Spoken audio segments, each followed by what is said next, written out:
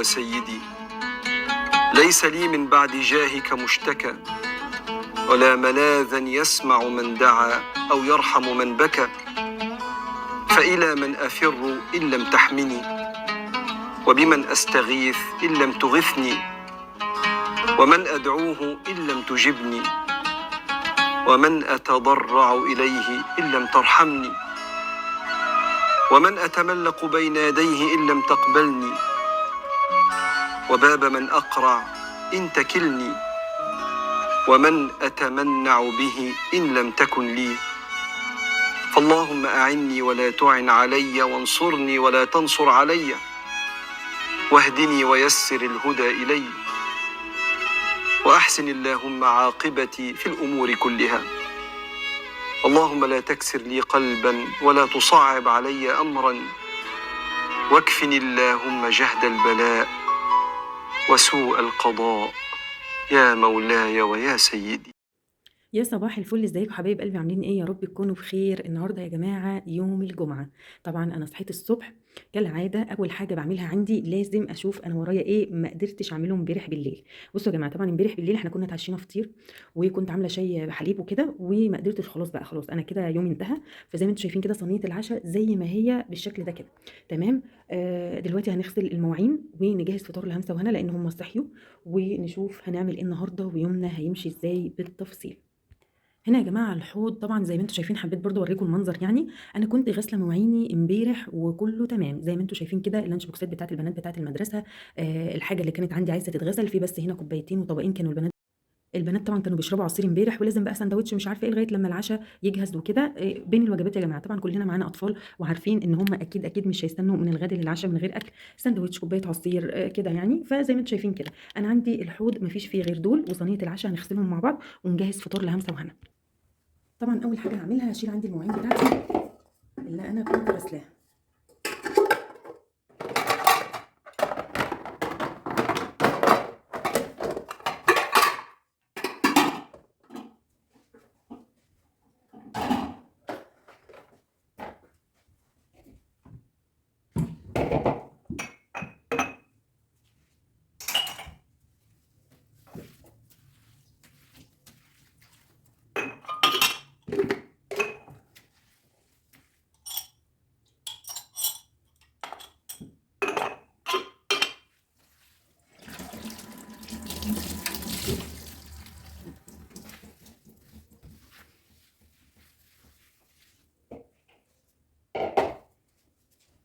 وكده نضفنا الرخامه بتاعتنا يا جماعه زي ما انتم شايفين، مفيش عليها حاجه خالص اهو. نغسل بقى المواعين بتاعتنا.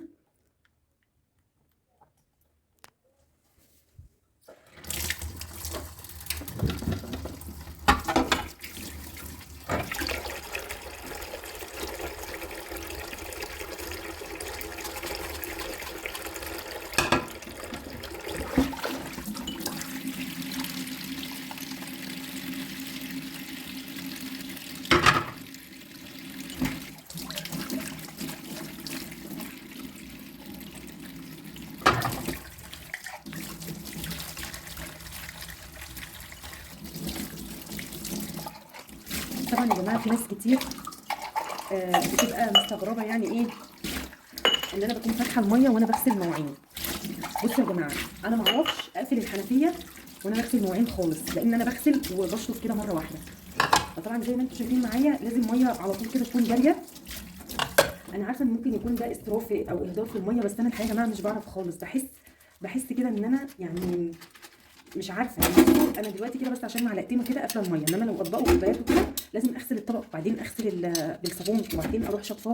فلازم على طول ميه على طول. ما اعرفش يعني ايه ان انا اقفل الحنفيه وكده. فده طبعا بيبقى غصب عني يا جماعه، مش بيبقى قصدي طبعا ان انا اكون يعني ايه مبذره في استخدام الميه.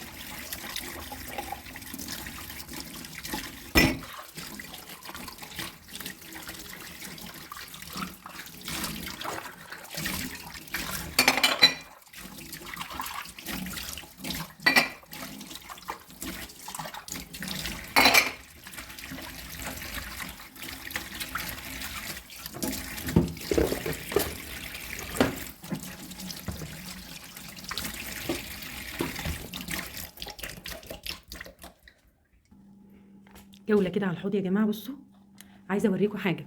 بصوا يا جماعه، انا عندي زي ما انتم شايفين كده الحاجز ده كده كان هنا طبعا زي ما انتم شايفين بطول الرخامه كده، فطبعا الجزء ده كله اتكسر اللي هو الجزء اللي قدام ده، فطبعا الميه كل ما انا بغسل مواعين بلاقيها طبعا ايه تبهدلني يعني. فان شاء الله باذن الله انا قلت لابو همسه، والموضوع ده بقاله فتره يعني يا جماعه، بس انا بصراحه ايه اليومين دول قلت كده لا كفايه كده بقى، يجي بقى يشيل اللي هي الحته الباقيه دي، ما عادش غير الحته دي بس كده لغايه عند الفلتر كده زي ما انتم شايفين، يشيلها بقى خالص ويعمل لي رخامه حاجز جديد برده من بيتي كده، يكون ايه نفس درجه الرخام يعني، عشان الميه بصراحه ايه ما عنديش قادره استحملها اكتر من كده. كمان المطبخ عندي تحت خشب زي ما انتم شايفين كده، فالميه بتنزل بقى ايه زي ما انتم شايفين معايا كده، تنزل بقى تحت تبهدل الخشب عندي. فان شاء الله باذن الله نعملها. وطبعا يا جماعه اي حد فاهم في الموضوع ده الحوض عنده بنفس الطريقه دي بالحاجز ده كده هيبقى فاهم الموضوع، واللي ما عندوش الحاجز ده نصيحه برده يا ريت ان انتوا تعملوه علشان يحوش الميه، لان بصراحه بتغرق الدنيا. دلوقتي بقى طبعا زي ما انتم شايفين انا خلصت كده المواعين معايا، هنروح بقى نمسح البوتاجاز. طبعا يا جماعه بوتاجازي زي ما انتم عارفين ما اتبهدلش امبارح ولا عملت عليه يعني حاجه، احنا بس طبخنا رز. ف زي ما انتم شايفين كده هنعمل ايه، هنمسحه بس مسحه كده سريعه. طبعا انا عامله في البطانه بتاعتي دي صابونه، بحب يا جماعه كده ايه لما يكون البوتاجاز بس عليه طرطشه كده خفيفه نضيف كده يعني شويه صابون كده على البطانه، واروح ايه مسحاه كده بصوا بقى زي الفل. نعمل برضه الجزء ده كده،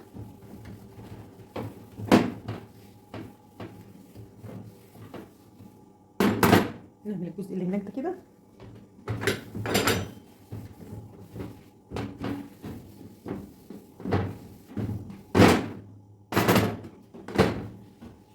طبعا ما ننساش الازاز يا جماعه اللي هو بتاع البوتاجاز ده، ونصيب طبعا من النظافه عموما البوتاجاز كله يعني. بمسح برضه المفاتيح برضه يا جماعه كده سريعا.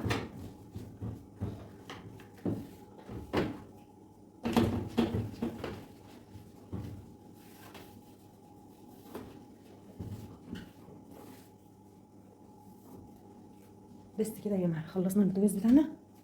حابين بقى ايه بطانه ناشفه كده تبداوا تلمعوه تاني يكون افضل يعني. ما اقدرش استغنى يا جماعه خالص انا عن الفوطه دي فوطه المطبخ، بنشف بها ايدي بنشف بها البوتاجاز، لازم لازم لازم شيء كده لابد منه.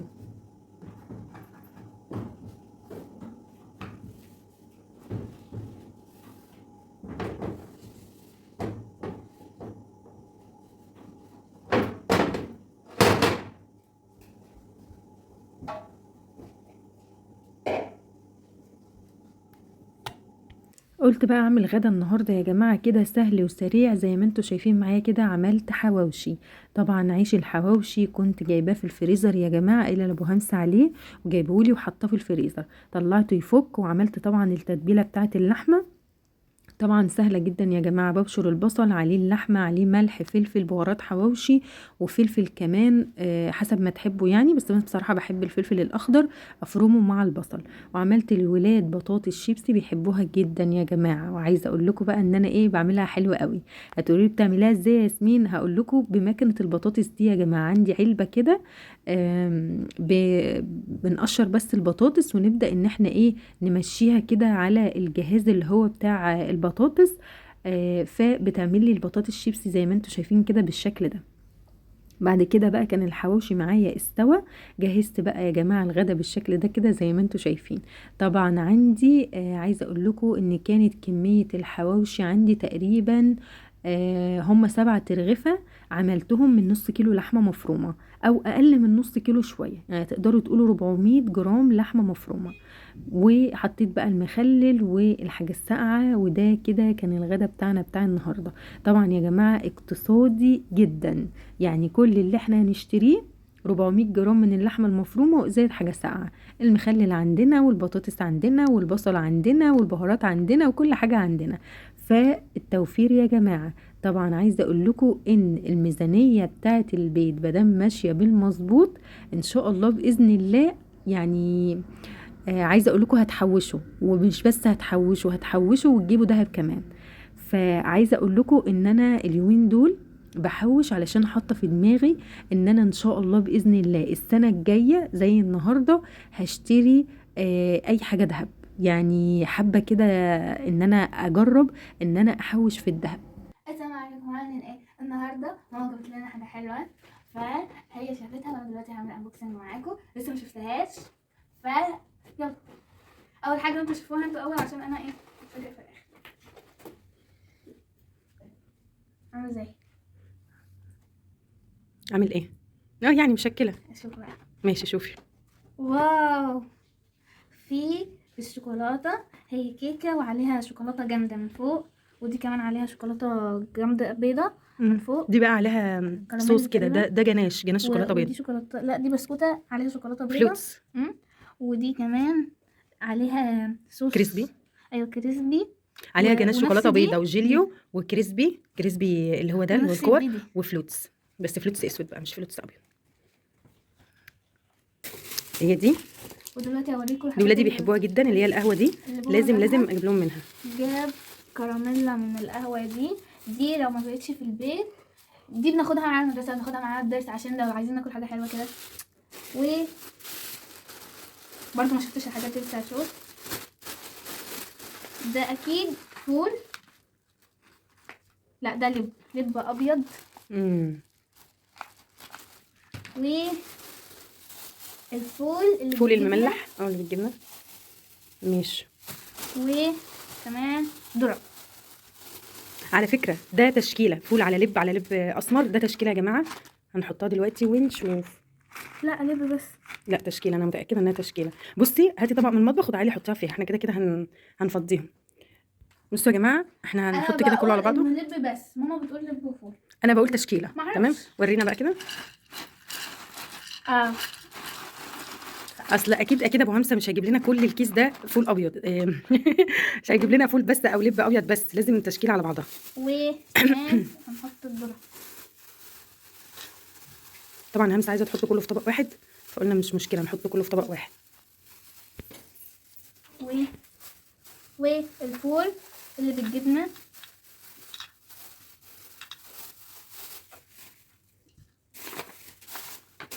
شطوره يا همسه. ده طبق مسليات الجمعه. لا الكراميلا دي سيبيها على جنب بقى، دي نحطها في البونبونيره كده ونسيبها بقى، اللي عايز يبقى ياخد منها. وهناخد بقى دلوقتي يا جماعه الجاتوه بقى، كل واحد يختار اللي هو عايزه بقى في الطبق بتاعه، ونقعد بقى نعمل سهره يوم الجمعه. تمام كده يا همسه؟ بجد يوم الجمعه ده اكتر يوم بحبه، واليوم اللي بيبقى فيه الاجازه وبناخد الموبايلات وبنقعد مع بعض وبناكل حاجات حلوه. هنا على فكره كانت بتنام. انا يوم... انت كنت قاعده غفلتي ولا انا قاعده اقول هنا فين هنا فين؟ طب تعالي شوفي انا عامله لك مفاجاه. بصي اكتر يوم بحبه هو يوم الجمعه، يوم اللمه.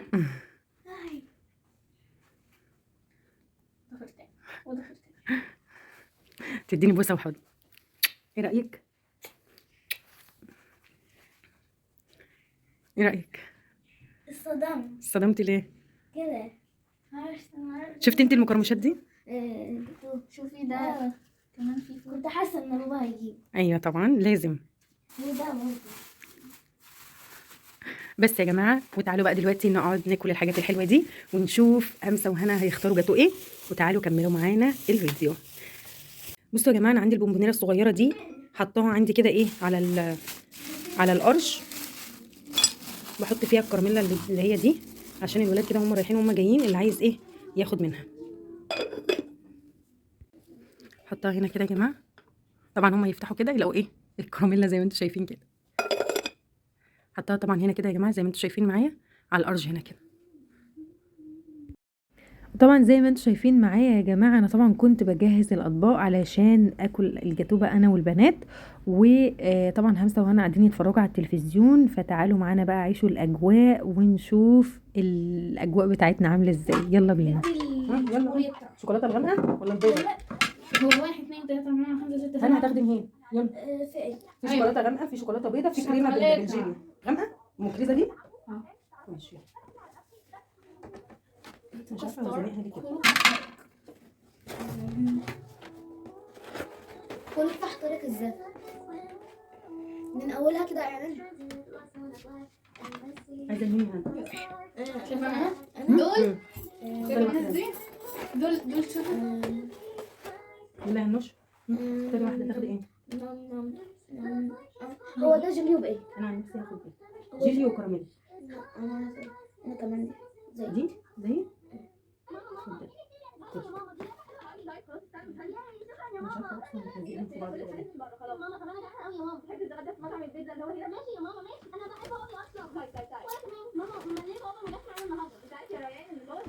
اقول لك انت هتاخدي زيي؟ طب خلاص انا هاخد البيضه اهي. لا كل زي عايزه تاكلي زيي؟ طب ايه رايك انا اخد دي وانت تاخدي دي وناكل مع بعض؟ بصي هقول سيبي كده، هناكل مع بعض، انا نص من دي وانت نص من دي، انا نص من دي وانت نص من دي. سيبوا بقى العلبه، سيبوها لغايه ما اغسل ايدي.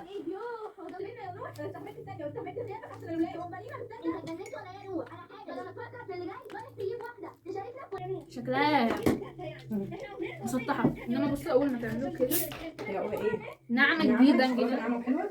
بصوا احنا هنشرب طعمها عادي. انت عايزه تبداي بالهند؟ بصي انا هاخد دي وانت ماشي خلاص كلي بقى، خلي كده كلي المحل اللي انت عايزاها بس للنص.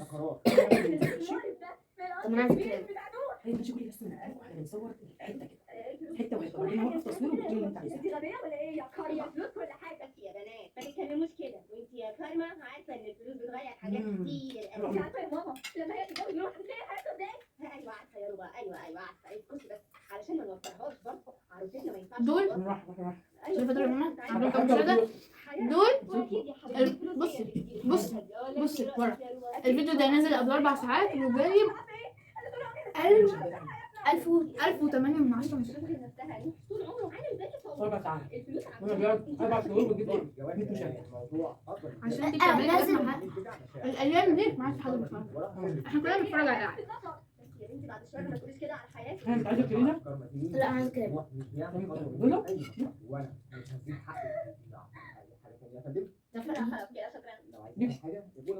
تمام يعني خلاص ما كل دي- حاجه عايزه كريمه بس؟ لا الكريمة مش هتاكلي الكريمه نفسها؟ عايزة الفرق الكبير في الحياه مش بتيجي كتير. انا خايفه شويه. خايفه من ايه؟ من الرجل مش اللي هو متجوز 2 تانيين. لكن الموضوع كافي ده. الراجل قال ان هو هيعرف يتعامل مع الموضوع ده كويس جدا. ما تخافيش يعني واضح عليه قادر. ايوه بس انا حاسه الموضوع ده انت عبيطه. انا كنت بجري كنت هبقى مبسوطه قوي. اسكتوا بقى، هو قال هيجي امتى علشان ياخدنا يودينا القصر بتاعي. انا مش عارفه والله. انا مش عارفه ازاي نسيت كده. يا بابا ايه رايك يا عم صاحب؟ ازاي وانا شايله اولاده. مجموعة كاميرات نيران جلال عمرها ما تجمع ولا بالشوكه يعني قلتها بالشوكه بالطول، لا بالطول كده اهو، شيلها بالطول كده اهو. ايوه من تحت من تحت قوي. ايوه زقها بسببك من هناك، زقها بسببك من هناك على الشوكه سيبها بقى على الرجاله كلها. انا فكرت الساعة 4 من الوقت اللي المفروض اروح اجيب فيه كارما وافرجها على القصر بتاعي. شوفي تحت مش عارفه ايه هو ضغط قوي دلوقتي. اكيد مش جاي يا عبيطه. استني شويه بقى. بطلي عياط العيال ده كارما. ايه يا كارما عاملة ايه؟ ازاي مش جاي؟ ازيك يا نور؟ ازيك يا كارما؟ هو انت مش نور ولا نور يا عبيطه. لا يا كارما ده قصر. بجد؟ ايوه طبعا وهيكون ليكم جناح خاص. يلا بينا عشان ما يتأخرش. ماشي يا نور استنى. تعالي يا كارما. انا مش مصدقه هو احنا عايشين. ايوه يا كارما هو ده القصر اللي انت هتعيشي فيه. ده جميل قوي. اتمنى اقدر اتاقلم فيه. اكيد هتتأقلم. معلش بس ثواني يا كارما زمانهم جايين. عادي ولا يهمك. ولا يهمك احنا واقفين ايه رايك يا اهو. ماشي؟ لا يا ماما هو في حاجه دلوقتي. ايوه بس يلا بسرعه عشان نتمشى. هي دي. ايه رايك يا ماشي؟ ده طعمها ايه؟ ايوه هي دي كارما سلموا عليها. يعني الشوكولاته البيضاء اللي فيها حلوه؟ شكلها حلوه شويه قوي. لا انا وقفت بقى تصوير وبعدين دي عادي يا ميراج. شكلها كده كل حاجه عندها عادي. تمام بس انا لكم انا جايه بس اروح. نعم. ايه هو مش من حقي؟ حقك مين ده؟ مالكم مستغربين كده ليه؟ مش ده بتاعي ومن حقي زيكم كلكم. ايه ده؟ هو انتوا من بدايتها كده هتعاملوا بنتي بطريقه مش كويسه ولا ايه؟ خلاص يا جماعة اهدوا. لا يا نوح بس احنا متفقين ان بنتي يبقى ليها كرامتها في البيت. ايوه يا استاذ نوح احنا جايين نهزق اختي.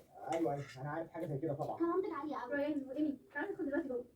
ماشي ماما يلا استني يا ريان انا جايه معاكي. لا مش مكان في القعده. احسن برضه خد الشر وراح. بنتي المفروض تستقبل بمعامله احسن من كده. البنت دي كانت مش مطمنه ابدا. ولا كمان. انا طالعه دلوقتي قلت نيجي معاكي يا ماما. لا خليكي هنا انا طالعه.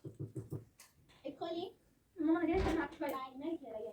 ايه ده كمان ادب هنا؟ ايوه في ايه يا ريان؟ شكلي كده في موضوع مهم. انا كنت جايه اتكلم معاكي شويه. لا. انا كنت بقابل تعملي كده. خلاص انت سلمتي يا موسى. في فرق على البيت. قولي. بس انا متضايقه قوي منك. ليه بس؟ أنا اللي فزت. ما تضايقيش برضه. انت زعلك اغلى من كده بكتير. مش مستريح الراجل ده كل يوم بيكسرك اكتر من اليوم اللي قبليه. انا مبسوطه من زمان يا ادم.